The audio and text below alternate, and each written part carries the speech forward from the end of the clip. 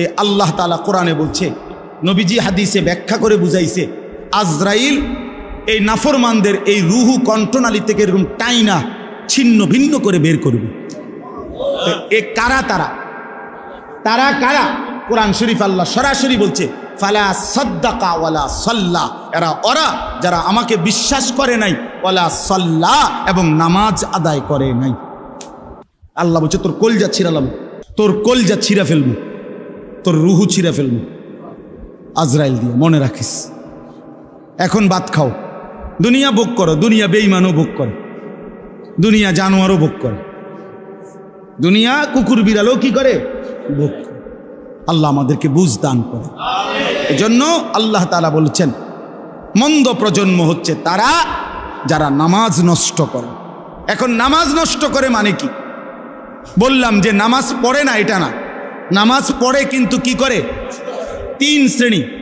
এক, যে ব্যক্তি নামাজকে সবসময় বিলম্ব করে, সবসময় ইউআখিরুনাস সালাহ, নামাজকে সবসময় তাখির করে, সবসময় দেরিতে নামাজ পড়ে, দেরিতে অভ্যস্ত, নামাজের ওয়াক্তের একেবারে লাস্ট মাথায় নিয়া, একেবারে বেড়াত লাগাইয়া,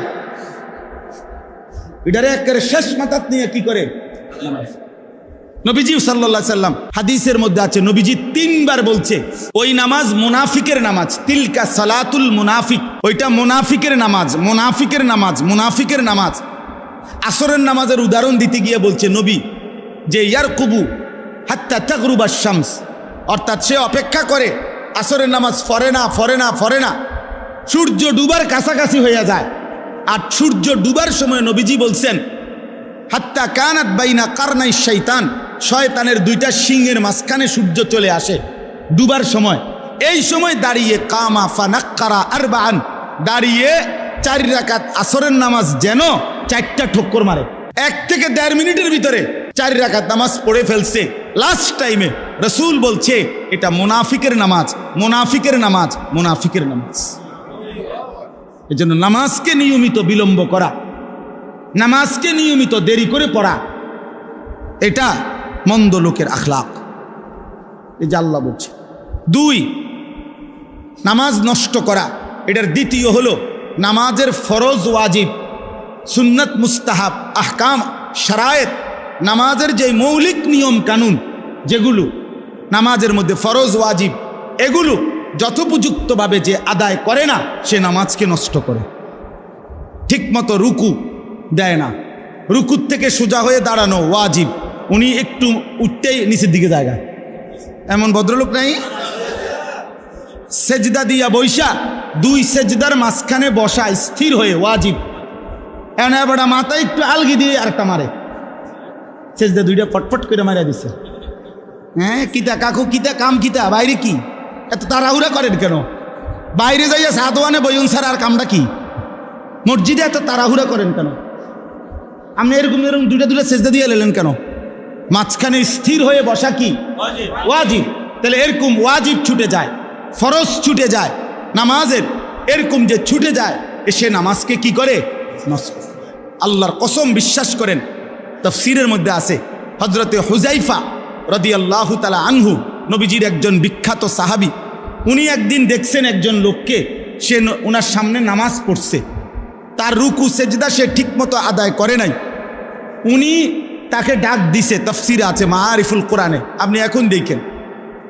তো উনি তাকে ডেকে বলছে, তুমি যে এখন নামাজ পড়লা, এমন নামাজ আজ কতদিন ধরে পড়ো? ওই লোক বলছে আজকে 40 বছর ধরে আমি এভাবেই নামাজ পড়ি। উনি বলছে আল্লাহর কসম, গত 40 বছরে তুমি কোনো নামাজ আদায় করো নাই। কি কঠিন ব্যাপার, কি কঠিন ব্যাপার। আত্ম উপলব্ধি, নিজের বিবেক জাগানো যে হায় আমি কি করছি, এই সমাজের কে কি করছে সব বাদ দেন, আমি চলেন, একা একা ভাবি আমি কি করছি। এই মজলিসের ফিকির এটা, এই মজলিসের ইচ্ছা হলো কি এইটা, ইসলাহি মজলিসের মূল চেতনাই এটা। আত্ম উপলব্ধি মানে নিজের উপলব্ধি, নিজের উপলব্ধি, আত্মসংশোধন, আত্মশুদ্ধি, নিজের পরিবর্তন। প্রত্যেকেই বিবেক থেকে ভাবেন, ইনসাফ করে ভাবেন যে যে অবস্থানে আছি এভাবেই হাসরের ময়দানে দাঁড়ালে টিকবো তো? কথা বলেন না কেন? হাসরের ময়দানে টিকবো তো? তাইলে তো এটা বদলান, নিজেকে সুন্দর করেন, নিজেকে পরিবর্তন করেন।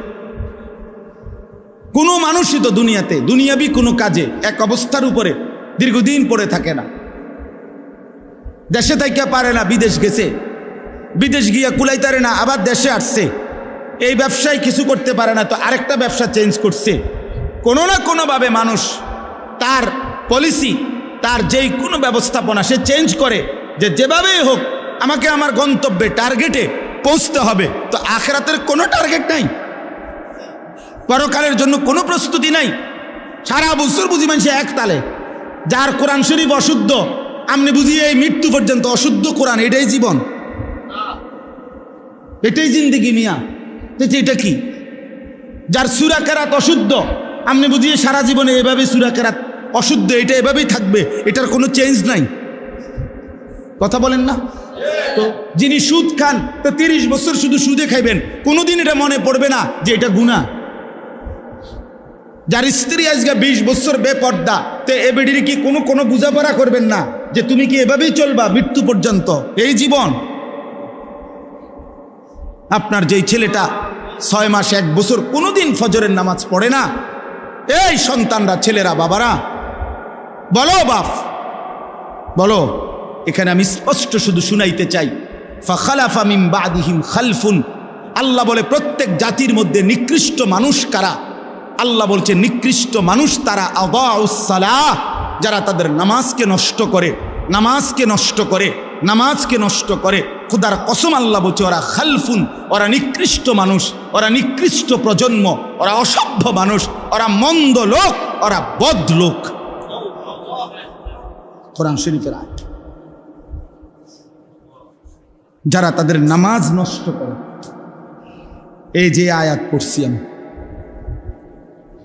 এই আয়াতের তাফসীরের মধ্যে এবার বোঝেন, তাফসীরের মধ্যে এই আয়াতে আছে যারা নামাজ নষ্ট করে তারা নিকৃষ্ট প্রজন্ম, নিকৃষ্ট জেনারেশন, মন্দ উত্তরসূরি।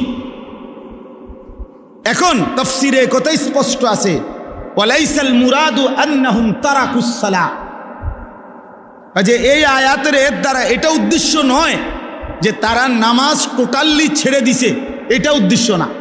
মানে টোটালি নামাজ পড়ে না এরা না, যারা একদম নামাজ পড়েই না তাদেরকে বোঝানো হয় নাই, বরং নামাজ পড়ে কিন্তু নামাজকে নষ্ট করে। বুঝেন নাই? নামাজ পড়ে কিন্তু নামাজকে কি করে? আল্লাহ বলছে তারা হলো নিকৃষ্ট মানুষ, আর যারা নামাজ ঠিক রাখে তারা হলো উত্তম মানুষ। তাহলে যে নামাজ পড়ে না ওই কোন প্রকারের মধ্যে? তাফসীরের আলোকে বোঝা যায় ওই মানুষের কোনো জাতের মধ্যেই পড়ে না, ওই নিকৃষ্টও না, উৎকৃষ্টও না, ওই মানুষের কোনো জাতে না, বেনামাজির কোনো প্রকারে নাই, ওই কোনো আইটেমে পড়ে না, ওইটা নিকৃষ্টও না, ওইটা ফসাও না, ওইটা কোনো জাতের না, ওইটা কিছুই না, ওইটা হাইওয়ানও না, কিছুই নাই। ওই আলোচনার আউট অফ সিলেবাস, ওই আলোচনার বাহিরে, ও মূলত আলোচনার বাহিরে। বেনামাজি কোনো আইটেমেই নাই, বরং নামাজি কিন্তু নামাজ নষ্ট করে। আল্লাহ বলছে সে হচ্ছে মন্দ প্রজন্ম, নিকৃষ্ট মানুষ, মন্দ উত্তরসূরি। এজন্য দোস্ত, 1 নম্বর জরুরি কথা, প্রিয় ভাই আমার, বাপ আমার, বন্ধু আমার, কিশোর নওজোয়ান, মনে রেখো দোস্ত, এক মোমেন, এক মুসলমান নামাজ ছেড়ে দেওয়ার বাস্তবিক অর্থেই কোনো সুরত নাই, কোনো ফাঁক ফুক নাই। নামাজবিহীন মুসলমান হয়ই না, হয়ই না। আল আহদুল্লাযী বাইনানা ওয়া বাইনাহুম, আল্লাহ নবী বলছে বেঈমানের সাথে আমাদের সাথে চুক্তি, বেঈমান নামাজ পড়ে না, আমরা নামাজ পড়ব। নবীজি বলছে এটা চুক্তি, আহাদ, অঙ্গীকার, এটাও অঙ্গীকার আমাদের। তোরা সেজদা দিবি না, আমরা সেজদা দেব। আরেকটা বলছে যে নিকৃষ্ট মানুষ কারা, মন্দ লোক কারা? আল্লাহ বলে যারা তাদের মনের চাহিদার অনুসরণ করে। আল্লাহর বিধান, রসুলের বিধান, কোরআনের বিধান, সুন্নার বিধান এত কিছু আমি দাঁড়ি না, আমার দরকার হলো আমার মনে যা চায় তা। চুল আমার মন মতো, জামা আমার মন মতো, কাপড় আমার মন মতো, আমার আয় রোজগার, আমার ব্যবসা, আমার বাজার, আমার সব আমার মন মতো, আমার যা মন চায় তা। দেখেন নয় যে হুজুর আমার আসতে সময় বলতেছিল যে অনেক মুসল্লি আপনাদের মাথায় অনেকের আছে এটা যে হুজুর এটা বলবেন না, ওইটা বলবেন না, হুজুর রে এটা বলাতে যাবে না, ওইটা বলা যাবে না। তার মানে ইসলামের মধ্যে আপনারাই নিয়ম বানায় নিছেন যে এটা বলা যাবে, এটা বলা যাবে না। ইসলাম বলতে পারবে না এমন অপূর্ণাঙ্গ ইসলাম ধর্ম আল্লাহ নাজিল করেই নাকি। পৃথিবীতে বলা যাবে না, পৃথিবীতে দিক নির্দেশনা নাই এমন কোনো বিষয় ইসলামের মধ্যে নাই। এটা হতেই পারে না। রাজনীতির কথা বলা যাবে না, 1 কোটি বার বলা যাবে, 1 কোটি বার বলা যাবে, 100 বার বলতে হবে, 100। রাজনীতিবিদও আখিরাতে আল্লাহর বিচারের মুখোমুখি হইতে হবে। ওরেও জাহান্নাম থেকে বাঁচানো দরকার, ওরেও জান্নাতের রাস্তা দেখানো দরকার। এমপি মন্ত্রীও তো বাঁচতে হবে, কথা বলে না কেন? মেম্বার চেয়ারম্যানও তো বাঁচতে হবে। তো তার লাগা কোনো দিক নির্দেশনা নাই, তার কোনো শরীয়ত নাই, তার কোনো হালাল হারাম নাই। তো এটা হুজুরে কইতো না তো কেডা কইবে না? এটা আমেরিকার প্রেসিডেন্টে কইবে নাকি? তো বলবে না কেন? বলবে না কেন? বলবে না কেন? আমার শায়েখ আল্লামা মুফতি মুশতাকুন নবী কাসিমি হুজুর এটা কথা সুন্দর বলে যে হে মুসলমান, মনে রাখেন আপনি যেখানে ভোট দিছেন হতে পারে ওই মার্কাওয়ালা জিতে নাই, আপনি মনে করছেন আপনার ভোটটা ফসা গেছে। হুজুর বলে না, দিনদার ইমানদার আল্লাহ ভীরুকে যদি আপনি এই রায়টা দিছেন, হতে পারে আপনার ভোট পড়ছে কিন্তু আপনার ইমান ঠিক হয়ে গেছে, আখিরাত বাইচা গেছে, আখিরাত বাইচা গেছে, আখিরাত বাইচা গেছে। যে মামুলি বিষয় না, ইসলাম সব বিষয়ে দিক নির্দেশনা দিবে। এটাই ইসলাম, এটাই পূর্ণাঙ্গ, এটাই কমপ্লিট কোড অফ লাইফ, এটাই পূর্ণাঙ্গ জীবন বিধান। অতএব আপনারা সকল বিষয়ে ওলামায়ে কেরাম থেকে দিক নির্দেশনা নেবেন, বলেন ইনশাআল্লাহ। ওয়াত্তাবাউ শাহওয়াত, মনের ইচ্ছা মতো কোনো ক্ষেত্রে চলা যাবে না, ঘরেও না, সমাজেও না, রাষ্ট্রেও না, দেশেও না, রাজনীতিতেও না, বাজারেও না, ব্যবসাতেও না। মুমিন চলবে সব ব্যাপারে আল্লাহ এবং তার রাসূলের সাল্লাল্লাহু আলাইহি সাল্লাম নির্দেশনা অনুপাতে। ফাসাউফা ইয়ালকাউনা গাইয়া, আল্লাহ বলে এই 2টি মন্দ অভ্যাস যার, 1 নামাজকে নষ্ট করে, 2 নিজের মন মতো চলে, আল্লাহ রসুলের বিধানের কোনো তোয়াক্কা করে না, আল্লাহ বলেন জাহান্নামের নিকৃষ্ট গর্ত গাই। জাহান্নামের মধ্যে একটা গর্ত আছে গাই, গাই এই গর্তের নাম। জাহান্নামের সবচেয়ে কঠিন আযাব হাদিসের মধ্যে আছে, তাফসিরে, ওই গর্তের মধ্যে থাকবে। আল্লাহ বলেন ওই নিকৃষ্ট গাই নামক গর্তে আমি আল্লাহ নামাজ বিনষ্টকারী, মনের চাহিদা মতো অনুসরণকারী ব্যক্তিকে ছুঁড়ে মারব। ইসলাহি মজলিস স্বাভাবিকভাবে ছোট পরিসরেই হয়, অল্প সময়ের জন্যই হয়। ইসলাহি মজলিসের একটা মূল ফিকির হলো এই ছোট মজলিসের ব্যক্তির নিজের সংশোধন, আত্মসংশোধন। বলার মতো অনেক বিষয় আছে, প্রয়োজনীয় অনেক কিছু আছে। ব্যক্তি, ঘর, সমাজ, দেশ, জাতি, রাজনীতি, রাষ্ট্রনীতি সব কিছুই বলা দরকার, সব কিছুই বোঝা দরকার। এক বসায় একবারে সব বলে শেষ করতে হবে এটা জরুরি না। তাইলে নবী সাল্লাল্লাহু আলাইহি ওয়াসাল্লাম পুরা ইসলাম বলার জন্য 23 বছর লাগার দরকার ছিল না, একবারেই বসে 2-3 দিন লাগায়া টানা বলে যেতে পারত না। এটা কোনো যৌক্তিক কোনো নিয়ম না। এই জন্য ইসলাহি মজলিস, ইসলাহ শব্দের অর্থ হচ্ছে সংশোধন, ঠিক করা, সংশোধন করা, সঠিক করা, শুদ্ধ করা, বিশুদ্ধ করা। তো ইসলাহি মজলিস, মজলিস মানে যেখানে মানুষ বসে। তো নিজেকে সংশোধন, ইসলাহে নফস, আত্মসংশোধন, অর্থাৎ আমি আমার নিজেকে কিভাবে সুন্দর করব, আমি নিজেকে কিভাবে গড়ে তুলব, আমি কিভাবে নিজেকে সাজিয়ে তুলব ঈমান ইসলামের রঙে, এর জন্য উৎসাহ দেওয়া, উদ্দীপনা, এর জন্য কিছু দিক নির্দেশনা, এটাই ইসলাহি মজলিসের উদ্দেশ্য। ইসলাহি মজলিসের ফিকির ব্যক্তির নিজের সংশোধন। কোরআনুল কারীমের মধ্যে আছে, আল্লাহ তাআলা বলেন, ইয়া আইয়ুহাল্লাযীনা আমানু আলাইকুম আনফুসাকুম, ছেলেরা তোমরা তোমাদের হাতের মোবাইল এগুলা বন্ধ করো। এই যে হাতে ধরা যাদের মোবাইল ভিডিও বা রেকর্ডের বন্ধ করে দাও। এমনি শোনো, এমনি শোনো, আমার দিকে তাকায়া শোনো, বরকত হবে, ভালো হবে। যদি কথাটা না শোনো তো এখান থেকে বাইরে হয়ে যাও।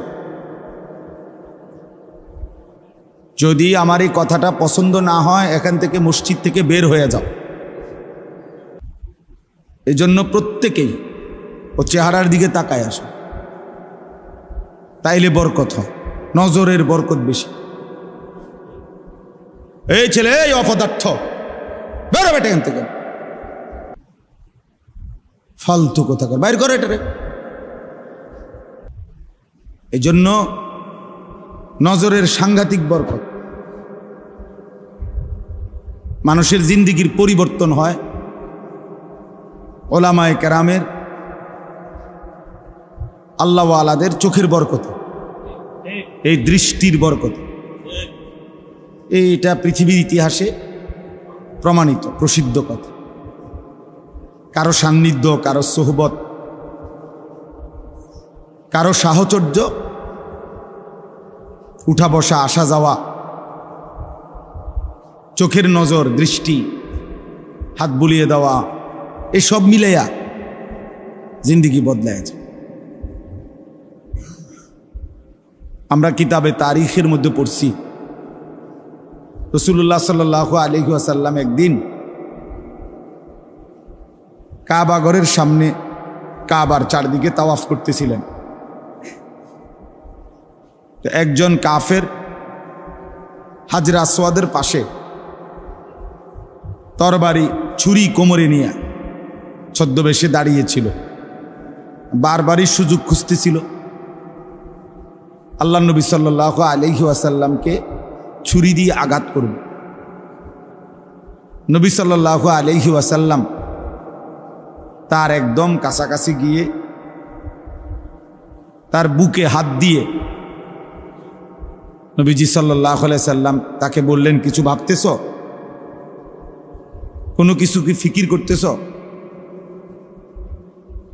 এই হাত শুধু লাগছে নবীজির তার বুকে, তৎক্ষণাৎ তার জিন্দিগি, দিল পরিবর্তন হয়ে গেছে। তো সে বলছে, লা আনতা আবগাজুন নাস ইলাইয়া, মুহাম্মদ, এই কিছুক্ষণ পূর্বে তুমি ছিলে আমার কাছে সবচেয়ে অপছন্দনীয়, আবগাজ। ফাল আনা লা আনতা আহাব্বু ইলাইয়া, কিন্তু এখন তুমি আমার কাছে এই মুহূর্তেই আবার সবচেয়ে প্রিয় হয়ে গেল। আহাব্বুন নাস ইলাইয়া, সবচেয়ে প্রিয় মানুষ হয়ে গেল। এই যে স্পর্শ,